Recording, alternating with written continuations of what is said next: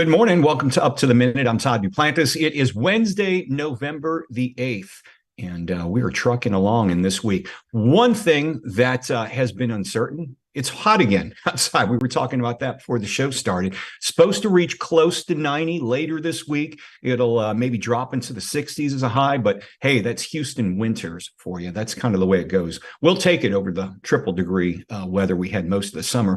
This morning, one of our new guest co-hosts, Daniel Scholl, is joining us. He's an HCC financial coach.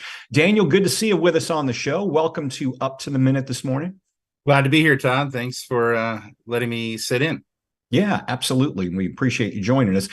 We are live, folks, on Facebook and YouTube. You can catch us just about every morning when HCC is in session, live at 10 a.m. But you can also catch us anytime, Daniel, in social media, and they can watch us on our YouTube channel.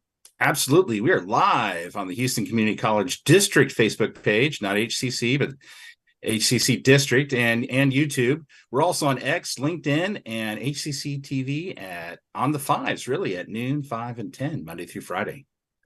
All right, Daniel. So you're going to be speaking with this next guest, and she's going to be joining us soon. Shamyia Henderson is coordinator of the Business and Community Outreach, Work-Based Learning, and Industry Partners. Good to see you, Shamyia. How are you? I'm doing great. Thank you for having me. Absolutely. Now, you've got a new partnership. We're going to talk about Coleman College and how it all ties in. So Daniel will be with you in about 10 minutes. All right. It is Gaming Wednesday. If you grew up putting tokens in games at the local arcade, we've got a guest for you. Keith Christensen is the founder of the Houston Arcade Expo that will be taking place this weekend at the Houston Marriott West Chase. Keith, welcome to the show. Hey, how you doing today? Doing well, doing well. So tell us a bit about the Arcade Expo. Obviously, lots of games, a lot going on. What can people expect when they get out there this year? You can expect over 300. We're at 328 games right now, and that includes modern pinball machines, including a pinball, two pinballs made in Texas. One out of Austin, the multimorphic P3, and a Labyrinth pinball from Barrels of Fun out of Houston. They're a brand new pinball manufacturer. We'll have classic pinballs. We'll have classic arcade games, modern arcade games, classic consoles, computers. We have one group that's bringing a computer that was from the 80s from the Soviet Union, which wow, I'm kind of excited to check that out. That's kind of fun. We're going to have bands. We're going to have a pinball raffle. We're going to have, music, DJs, tournaments, console tournaments, pinball tournaments going on. It's a big arcade party for sure. Yeah. How does it work? Do you pay a price to get in? Then do you pay for the games separately, or do you buy tokens? How does it work when you want to play these retro games? So we basically collect an entry fee to get in, and after that, everything's on free play. And then entry fee really, basically pays for us to rent the hotel and logistics and materials and et cetera, et cetera. We were talking before the show started about a new bar concept I heard that opened up in Conroe, downtown Conroe, called a barcade. And you actually mentioned that, being a collector of these games, has the event of these type of bars popping up driven up the price of the cost of these games as opposed to a few years ago? I would say they definitely have. Now, instead of a group of collectors going around and finding them and refurbishing them and saving them, now you have businesses that are driven by a profit, and so they're out paying higher dollar than collectors would normally pay. And so that's definitely, I've seen that, drive up the cost of them for sure. I grew up here in the Houston area, and I remember back in high school, there was a mall really close to my house, a small little mall, but there was an arcade there, and that was the thing. Friday nights, Saturday nights, when you're a young teen, you go hang out at the arcade, obviously, is that the nostalgia that fuels people loving these games? The fact that we're all grown up now, but we still like to play, a few of these games. Yeah, no, that definitely, you know, stepping up to some of these games definitely unlocks hidden memories for a lot of us. That oh wow, I used to play that when I was a kid, and you kind of get this spark, out of the nostalgia, and we try to make we have the main arcade. We try to make it like an old '80s arcade, with the lights and the music and instead of a jukebox, we got music playing and stuff like that. But we try to capture that, but also the younger crowd, or the people that maybe didn't grow up during our period, love it too, because it's a social thing. People, it's a common interest. A lot of the IP of these games kind of cross platforms into the consoles that they played, like the Nintendos and whatnot. Yeah. So most popular games that you have at the Arcade Expo. Name a few of them that we'll probably all remember outside of pinball. Well, I think one of the most popular is going to be the new Labyrinth pinball, based on the Labyrinth movie from Barrels of Fun. That's new. I'm sure that's going to be a line for that. But for classic games, Adam's Family, that's a famous pinball from the 90s. Tons that's in fact that's the most production pinball they ever made was an Adam's Family. They made over 20,000 of them. And then Pac-Man, Galaga, Space Invaders, all the classics. Can't get enough of them. Kiss Pinball. Will we see that at the at your expo? He's brought one because it's kind of community driven, right? Yeah. So I personally bring over 70 games as to seed things, but then it's community driven, so that a lot of it's all it changes from year to year. So next year there may be a Kiss Pinball for sure. Where do you keep 70 pinball game machines?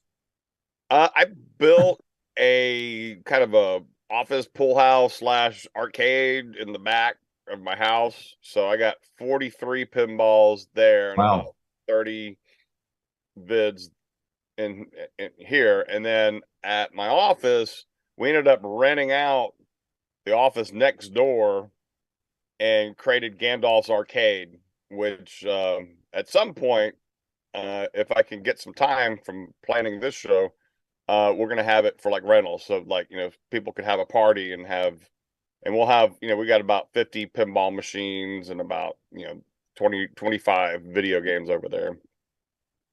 Do you, I was going to say, do you foresee in the future, I imagine your friends just want to come to your house and hang out all the time, play the games? Oh yeah, no, I got a good buddy of mine, Chris, and he comes over and that's what we do. We play, pinball, and, it's we play 3 games on a pinball. The best out of 3, you get to pick the next pinball. And then when we're done with that, he's a drummer, I'm a bass player and a singer. Actually, I went to graduated from HCC in audio engineering back in the day. All right. We sit up here and jam and have a great time. It's a very social, owning these games or playing these games is a very social, social thing. Right. Keith Christensen is the creator and show organizer of the Houston Arcade Expo. We're going to have all your information in our post after the show. Keith, thanks for joining us this morning. You're very welcome. Hope you guys have a great day, and stay cool today, and then stay warm this weekend. And come all right, Houston Arcade Expo. Woo!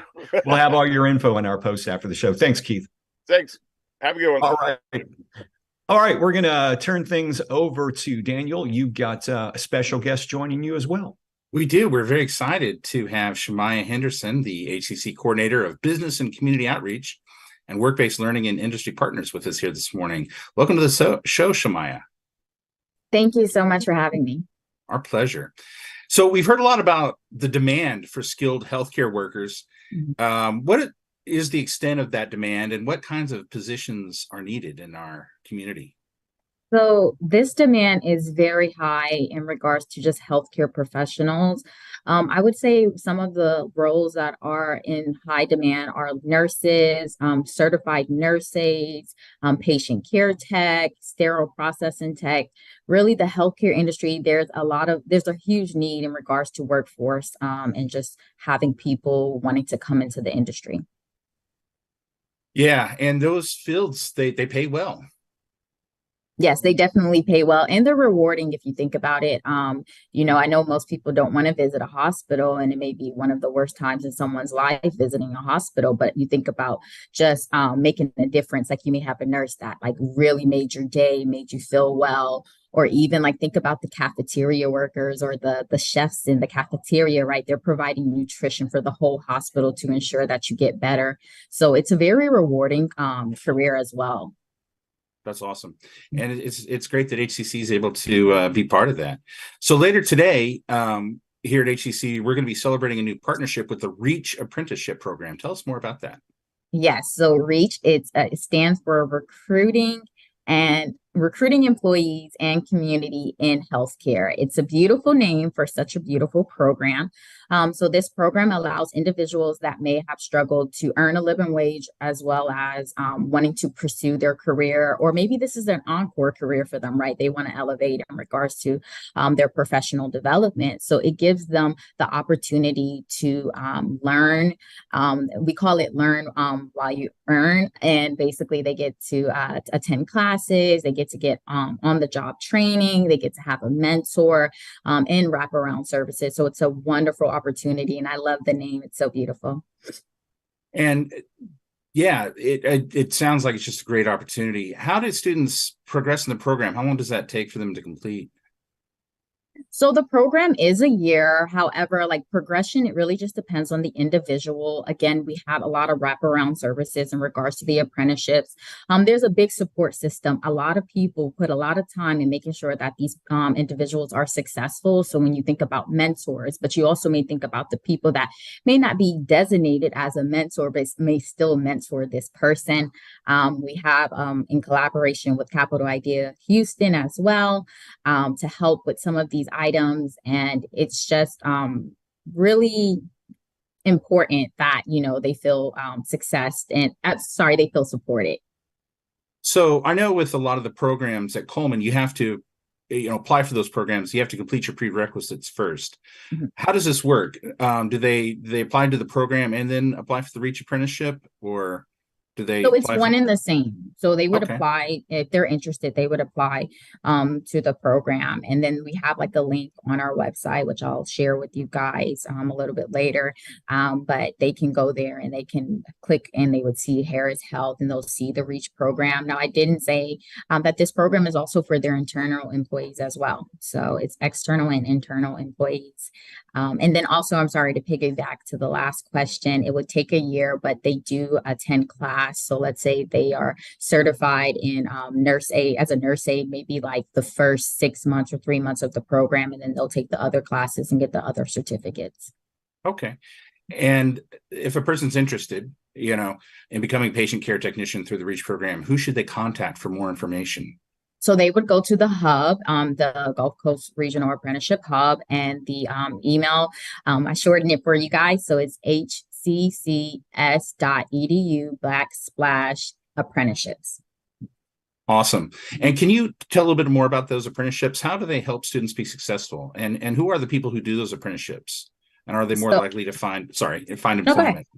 Yeah. So the people that do the apprenticeships, honestly, it's very unique. It's sometimes individuals just leaving high school. And then sometimes, again, like I said before, it's people doing encore careers, meaning maybe they put their career on pause to raise a family or something, maybe to take care of a elderly family member or something like that. And then getting back into the workforce, and they're reaching for their dreams, or they're trying to basically have a second chance at their dream career, right? So anyone in any different walks of education can do an apprenticeship. I would say the biggest benefit of apprenticeships is basically it builds that bridge in regards to the gap of individuals being able to get experience in the profession that they're learning or that they're studying. So it's really helpful in that sense that you're going to class and you're learning about this and then you're applying it when you're at work. Cool. And how did Harris Health get involved with us on this? So we've had from my understanding, the community college has had a long partnership in regards to Harris Health System. And there was a similar program a few years ago, but we met in regards to the apprenticeship. There's a big push in apprenticeships because it's so powerful in regards to helping the workforce in regards to, just workforce development and getting new people in the workforce as well. So we've had a long-standing partnership and we connected with them. We, went over everything that why we think this apprenticeship model is the best model in regards to community engagement and helping to bridge that gap in getting individuals that normally may not have had the opportunity to participate in something like this. And the students, I assume, they're able to continue those relationships after the program? Yes. So I would say the biggest goal in an apprenticeship is to have those people stay there. So the retention rate in regards to having them have a career. So if you think about it, this company has invested a lot of time in you. You have invested a lot of your energy. You made a lot of connections. The goal is to hopefully have the apprentice stay. However, depending on the employer partner, it is different. They maybe offer the opportunity to stay long term, but our retention rate is really high, like about 96%. So that's typically what we see. So basically, you're getting your foot in the door. You know how everyone says that saying, well, it's actually true, and you're getting paid for it. So a win-win. Well, I mean, you said 96%, 97%. That's incredible. Mm-hmm. I mean, that's almost like guaranteeing a job when you get out of the program. Mm-hmm. That's awesome. Is there a starting point for advancement? Once they complete with their apprenticeship, can they go on to further education with HCC? Yes, of course. They definitely can continue their education. And I know at Harris Health System, that is a big push for them as well as continue education. And, at the community college, we're all about that. So yes, they can continue their career. That's wonderful. One last question for you. Can you talk real quickly about the Gulf Coast the Gulf Coast Region Apprenticeship Hub? Yes. So the Gulf Coast Regional Apprenticeship Hub, it's basically the hotspot in which you can find all the information in regards to apprenticeship. So let's say you are interested in becoming an apprentice, or you are interested in working with the college in having an apprenticeship, because apprenticeships can be in any industry. I know typically people hear apprenticeship and they may think of the trade like carpentry or a welder, but now we can have an apprenticeship in any industry. So that's where you can get in touch with us. Again, if you're an employer looking to have an apprenticeship or you're looking for a job. Awesome. Sounds like you're doing lots of cool, exciting, great things down there at Coleman. I just want to say thank you, Shamyia. We'll have all your info in our post after the show. Okay. Thank you so much, guys. Thank you. Right. Thank you both. We've got a few announcements, Daniel, to get through before we wrap up today's show. One of them, very, very popular. In fact, a number of our HCCTV employees take advantage of this. Free haircuts at Central, but it ends November the 15th. HCC is offering free haircuts again on Tuesdays and Wednesdays. They're happening 9:30 a.m. to 2 p.m. on Tuesdays. That's today or yesterday. And then today you can get a haircut 9:30 a.m. to 2:30 p.m. And it's happening at the J.B. Whiteley building at our Central College campus. Call for more information. We'll have a phone number in our post after the show. Get there early, get your haircut, and only going to be doing it for one more week. So keep that in mind. There's also an event we have through HCC's counseling, Daniel. It's called Girl Chat Wednesdays. Yeah, so HCC Counseling is offering this women's mental health wellness support group. They'll be meeting today from 3 to 4 the Harmon Building in room 117 on the Central Campus. Again, you can call for more information. We'll have the number in our post after the show. We've been opening digital access centers across our district. The latest one's at HCC's Northwest College. In fact, there's a ribbon cutting today at 10 a.m., and it's the HCC A-Leaf Hayes Campus Library. Now, it's celebrating the new Digital Access Center. These are all-inclusive centers, provide students with internet access, technology devices, noise-canceling headphones, and quiet areas for studying or meeting with tutors. Of course, it's a free service for our students. We'll have some information in our post after the show. Also, there is, there's something going on at the Stafford Fine Arts Center involving our drama department. There is. It's the holiday season, and the drama department out there is getting ready to gift us with a big mystery. It's December 1936, and a Broadway star known for his portrayals of Sherlock Holmes invites fellow cast members to his Connecticut castle for a weekend of fun. That is, until one of them is stabbed to death. So this play will be taking place Thursday, Friday, Saturday, November 9th through the 11th, and on Monday, November 13th at the Stafford Arts Center. It is free, but reservations are encouraged. Check out our post after the show for more information. You know, it always is good, clean fun in a Connecticut castle until someone is stabbed to death, you know? That's a real bummer. That throws a damper on everything. Sounds like a good production. You know, a good thing about all of our drama productions, a good number of them are free for our faculty, staff, and students. So take the family, enjoy a very inexpensive night, but check it out. We'll have some information in our post after the show. Also, HCC's foundation, it's that time of year. I Love HCC. It's a fundraising campaign, inspires HCC employees to make a personal donation in support of our students. A payroll deduction is the easiest way to set up your reoccurring gift, and some giveaway drawings will be held later. But most importantly, it helps our students. Check our post after the show and how you can get involved. Another thing that we're encouraging our students to do, especially if you want to go to school or attend classes next semester, is register, Daniel. Time's already here. I know people are thinking about the holidays and wrapping up their finals, but yeah, it is time to start registering for spring. That also includes all courses are offered either in person, online, or you can do a hybrid if you prefer that. We have online anytime classes, so there's no established class meeting times. You just do the work as you know, it fits around your schedule. But you can also do online on a schedule. The meeting time is set. The course meets together online. Our hybrid classes are a mixture of online with lecture classes. They meet partially face-to-face, partially virtually. And of course, you can do the traditional in-person, face-to-face courses with traditional meeting patterns at various campus locations. And then we also offer some of our labs hybrid, where you'll be doing a hybrid of laboratory and various studio courses. To learn more about our HCC programs, start dates, and options to cover costs, go to hccs.edu/apply. All right, we're wrapping up today's show. Congrats, Daniel. You made it through, and you did a great job. Thanks for helping us out today. Thank you. My pleasure to be here. Anytime I can assist, I'm more than happy to. Oh, we'll be asking you back. Don't worry. Yeah, don't worry about that. All right, folks. Thank you for being here. Shardae's in tomorrow. I'll be back on Friday, but have a good Wednesday afternoon. Take care.